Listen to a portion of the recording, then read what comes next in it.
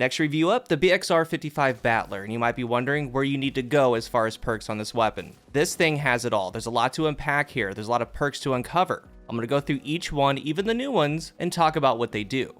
It's another weapon just like the Forerunner that feels great in your hands. It has that Halo feel. I haven't found too many people that don't like it, and I'm wondering if you're one of those people. With your first impressions, is it just not for you? Do you like it? Do you love it? Is it maybe you just don't have the right role for you? Something to consider and remember, this weapon was made from the ground up. It's almost like an exotic. That's kind of how I look at it. What we know about the 450 RPM pulse is it goes out the window because it performs differently. It's its own thing, and it starts with the frame. That frame, when I first saw it, it's an Easter egg. The Legacy PR-55 frame. This logo is strikingly similar to the Misria Armory. The lore goes the Misria domain is on Mars, in the city of Shoreline. It's considered the largest military weapon and equipment manufacturer in human history. It supplies a significant portion of those weapons to the United Nations Space Command, also known as the UNSC. They're who made the Halo battle rifle. You know what? Go ahead and just like and subscribe if you haven't. This is going to be a good one. The frame and how it presents is just like Forerunner, the sidearm. It's very different than what we've seen. It's its own thing. Customized frame with dramatically increased accuracy, stability, and targeting while hip firing. So let's look at that. It too has a very big aim assist cone and tight accuracy cone, and it needs to be that way to have competent hip fire. It's one of the largest in the game, and that does translate a little bit to when aiming down sights, because that frame is adding on things like stability to the weapon itself. The stats on it are amazing. Every single stat is best in class, every single one. The only thing for a 450 that at base is higher is going to be the range from Outbreak, but the BXR takes perks and barrels. It's going to have the best range too. Every category. The range band sits with aiming down sights from 39 meters to 48.5 meters. For hipfire, the base is 20 meters and you go up to 22 meters. Controller players, I have good news and I have bad news. The good news is that 20 meters and in, it has really good magnetism, it has really good aim friction and rotation. You can do well. To me, when it's actually fairly close, it kind of does feel like the last word hipfire. It feels really good, but past that, there are some inaccuracy issues. You're going to lose gunfights. M&K, you're going to be fine. I've found that there's going to be very specific times I should be hip firing with this thing and not any time other than that. If they're close, jumping in the air, you need to descope or they're running you down, yeah, you can hip fire them and it does it very well. But as you get closer to 20 meters and then beyond, it starts losing that feel. Now, the stats on it, they're so high that most of them can reach near max, and that's with including your masterwork, barrel, and magazine. And then when you start adding perks on top of that, they do reach 100. So including the masterwork on your barrel and mag, if you have all stability perks, it can get to 95 stability. All handling perks, 96 handling. All reload perks, 89 reload. The aim assist stat is 85, so you throw on some pulse targeting perks, it gets you to 100. The range with all range perks goes to 86 range, 44 meters of fall off, yet on Rangefinder, 48.5 meters. Basically, this thing can be curated to exactly what you want. It has everything, and the perks elevate it even more. In the Crucible, the BXR deals 25 to the head and 16 to the body. It's going to take 3 bursts to down your opponent. Fastest TTK is 8 crits. That means on your 3rd burst, the time to kill is within that 3rd burst, not at the end of it. Now, lower resilience players, you can do 7 crit in 1 body, but it's mostly going to be 8. The time to kill is 0.87 seconds, and with kill clip, it's going to be a 2 burst, so 6 crits, it's a 0.57. Now, that 0.87, it matches 140 hand cannons, and here's me tying an IS Luna. They're the same TTK, and what's cool is that both of these weapons require 100% accuracy to achieve that TTK. It can compete. But back to the frame. When it says that it dramatically increases accuracy, stability, and targeting while hip firing, this is what it means.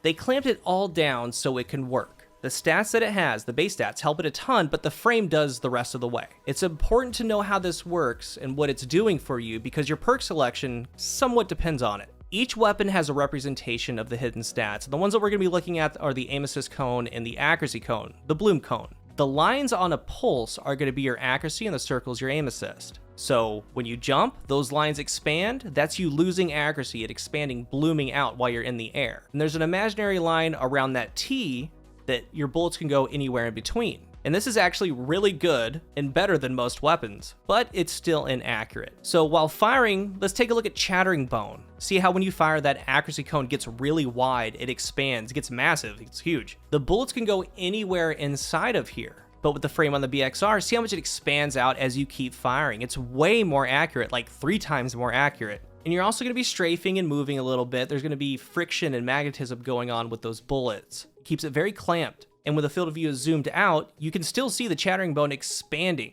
having some inaccuracy issues as you're trying to hip fire it, but when you switch to the BXR, you don't really see it. This is max field of view. They clamped it all in. That's a really good thing, and that's why it feels the way that it does. It has a recoil direction of 70, so arrowhead break is the perfect barrel for it. It's going to make the recoil direction 100. It's going to be vertical. I do encourage you to get this thing vertical. That goes for both hip firing and with aiming down sights, because your shot's going to feel better. It's going to perform better overall because it's being consistent. If not, put on a counterbalance mod that gets it to 85. It's going to be vertical then. Other than that, for your barrel and magazine, I went through how each of these stats can get near max, so you need to pick what's best for what you want, because it has great base stats, as it is.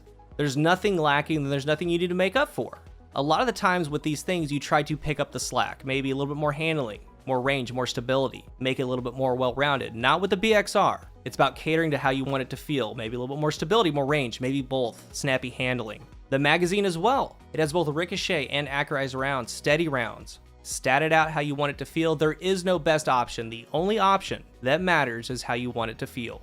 Before I get into the perks, I want to bring up one more time to not think of this as your everyday 450 pulse. The issue with these has always been the crit ratio, the percentage required to land your optimal TTK, which is 100%. Why do that when you can miss a couple body shots with the Darkest Before or a Messenger? These other pulses achieve their TTK with a little bit more forgiveness. Not the 450s, and that's why we haven't really seen them. But the BXR breaks that mold. If you've used it, you feel it. Everything I've talked about so far makes up that feel, the crispy shots. You can achieve the TTK with the BXR easier than the other 450s. There's no doubt about that. This thing feels amazing. So if that's holding you back from diving straight in and just committing, just know that it's built different. And then we're on to the perks. I'm going to go through them, discuss some new ones, how they work, what they do for you, and what you can do with them, and then get to the perk combinations.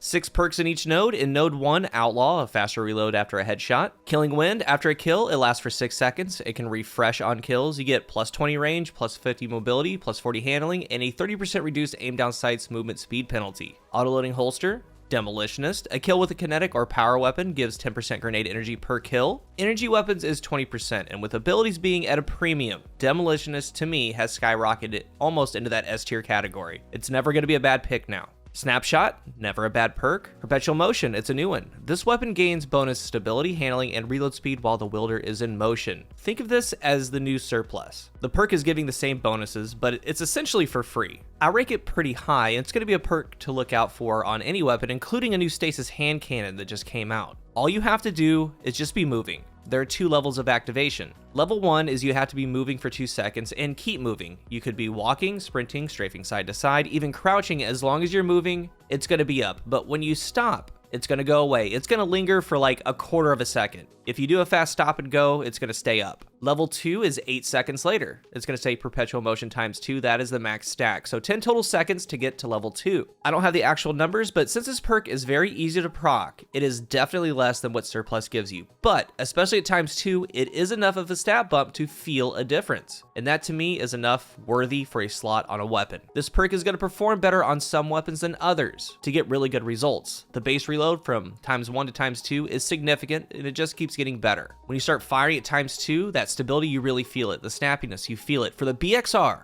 I believe it's S tier because of its high base stats. There's no doubt in my mind that you're close to hitting 100 or right near with this perk, especially if you have barrels and mags going into a particular stat. In node 2, blunt execution rounds. It's a new perk. Damaging nearby combatants with melee abilities dramatically increases handling and damage. Expires after a short duration or the next shot. Only available on the BXR. After a melee, a 10-second timer goes on the screen. This melee, it can come from a ranged melee as long as it's within 15 meters, and it does enough damage. This loads the next burst into a super burst for the BXR. I'm going to get into usage in the perk combination section, but any ranged melee can work. Throwing hammer, throwing knife, ball lightning, and more. In PvE, the damage is 6 times damage per headshot. It's basically 6 bullets into 1, and you have 3 bullets. It's substantial. This means you can do things like melee for a trench barrel shotgun, get off those shotgun shots, maybe jump back for a second, you're going to be within that 10-second window, shoot the blunt execution round to the head, and then follow up with, let's say, a sword. PvE melee builds, it can work really well. In PvP, it takes the 25 crit damage to 50, so 150 per burst. 31 to the body, that's 93 per burst. At melee is 100, so 193 will down mid to lower resilience. And the BXR button combo in Halo was just that. It involves some canceling, you could immediately melee, shoot right after, get an instant deletion on your opponent. This perk allows you to do that. You can get it going other ways. It's pretty good. Eye of the Storm, as your health hits critical, your accuracy increases and increases. Very good dueling perk and a weapon with very high inherent accuracy, it's a worthy pickup. Kill Clip, reloading after a kill grants 30% more damage. It makes the BXR deal 34 per crit. You can now 2 burst for that 0.53 TTK. Adrenaline Junkie, changed. 4.5 second duration. It scales damage just like Swashbuckler, all the way up to ×5, which is 33% more damage. A Grenade Final Blow goes straight to ×5. Elemental Capacitor, based on your subclass, you're going to get some stat boosts. With a BXR, if you're on Arc or Solar, handling and reload will be at max 100 stat. If you do have on some stability perks, you will hit 100 stability. And then Stasis. Stasis is great. I'm going to talk about that in a second. Rangefinder, aiming down sights gets more range. It's not a bad choice if you want that near 50-meter shot. As I've said throughout the review, you can cater this thing to your liking. It has everything. You can cater it to your playstyle, but certain perks do stick out more. First, I don't have it yet. I'm still grinding. It's another rare weapon that can roll Demolitionist and Adrenaline Junkie. Getting 10% of your innate energy on a 3-minute cooldown is invaluable almost. It's become a top tier perk. You then pair that with the redesigned Adrenaline Junkie. It's a solid PvE and PvP combination. Look out for it. You're going to be getting a lot of BXRs if you're grinding. If you get this, keep it. I have been playing for hours and hours getting rolls. I don't take accounts. I'm not going to thank 20 people for my Discord. Let little Timmy know. Thanks for letting me get on their account. I don't have an editor. It's a one-man show. I don't review something until I know. So these are the perk combinations I do recommend. At the end, I'm going to have my top roll. First, I want to talk about Killing Wind Elemental Capacitor. It's a pure dueling weapon at heart. It hits headshots easily. Don't forget about this combination. Killing Wind gives you a little bit more range and a strafe scaler that helps you outduel your opponent. This scaler goes past what your base strafe can do. Again, if you're on Arc Solar, 100 in those stats. Stability can get to 100. A sleeper is going to be Stasis though. Stasis controls recoil a little bit with your recoil direction, but increased movement speed while aiming down sights. So when you get a kill, you have 2 strafe scalers that are stacking. You are fast. It's a very fun dueling weapon. I mean, look at me just obliterate this Warlock that's in a rift. Couldn't hit me. You're a problem with this combination. It's one of those rolls that I wanted. It landed for me and I love it.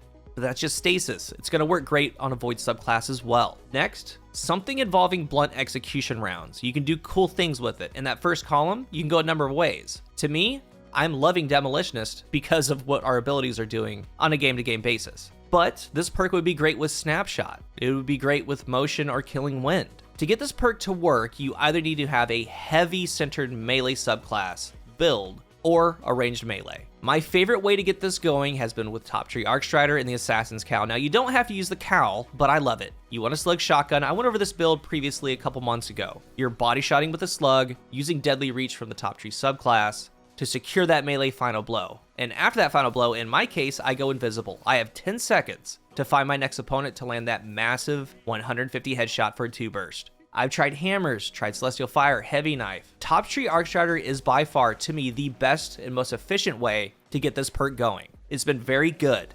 And as you look at these perks and combinations, again, match what you want. If you want a super rangy BXR, do it. Killing Wind, Rangefinder. Or if you want something tried and true like Outlaw, Kill Clip, do it. But the next two I hold in high regard. These perks and combinations play to the frame and how this weapon can ultimately perform. Perpetual Motion and Eye of the Storm, the pure dueling roll. I've gotten a couple wee rans with it so far. As you're moving, you're landing shots, especially while you get into hip fire. And earlier I talked about the frame, how that's working, and how making your shot consistent with Arrowhead Break, our counterbalance mod. Perks elevating that, so you can utilize it a little bit more. This is one of them. Mine has polygonal and steady rounds. As you're moving, you're getting more stability, and making that recoil vertical, having a consistent shot, making it straight. It makes it all flow together nicely. You feel that stability. On the other end, you have Eye of the Storm. That accuracy cone is getting super tight and forgiving, especially in hip fire. And when I need it the most, it's there. You have to think accuracy is coming from the frame, accuracy is coming from Eye of the Storm. With this combination, all the stars do align to hit that TTK easy. High stability, double accuracy perks. And that's not counting accuracy on the helmet. It's very good. The other one is the pound for pound roll. You can use it in PvE or PvP. Perpetual Motion and Kill Clip. As a reminder, there's a full auto mod now. Mine has Arrowhead Break, so I don't have to use a counterbalance mod. I threw that on. I have Ricochet and a Reload Masterwork. It's pretty much a 5 out of 5. Sure, I could have got a range or stability masterwork, but there's zero complaints from me. This thing's fine. It's the same thing. You're moving, getting stability and handling, and a faster reload, and that reload translates into Kill Clip. It's an extremely complete weapon and perk combination. 2 taps for the 0.53, and if you miss shots, that's okay. It's going to be a very forgiving, but still fast TTK. That's the roll in my opinion, but You can do anything with it in any part of the game. Melee build, grenade build, a deadly build, pure stability, pure handling. It's all subjective and it's all for you. I feel that the BXR is going to stay around because it's going to be tried and true. Months down the line, this might be a player's, I'm over it, I'm bringing out the BXR weapon. We've seen it with Bygones and others. It has everything. It does everything right. It's extremely unique enough to be basically an exotic. Jacked stats, jacked accuracy. It's a great weapon. Go get the one that you want. If you're new here, remember to hit the subscribe button, and if you are subscribed, thank you so much for your support. And if you're looking for a new controller, I am partnered with Scuff Gaming. Use the link down below and my code COOL at checkout for a discount. I am loving these weapons, and the BXR has been one of my favorites with this 30th update. And I've had like 5 hours of sleep in the past 2 days, so I'm gonna go do that. I hope you enjoyed this one. Let's talk about the BXR. What is your favorite role, and what role are you grinding for? Thank you for watching, and until the next one, I am CoolGuy.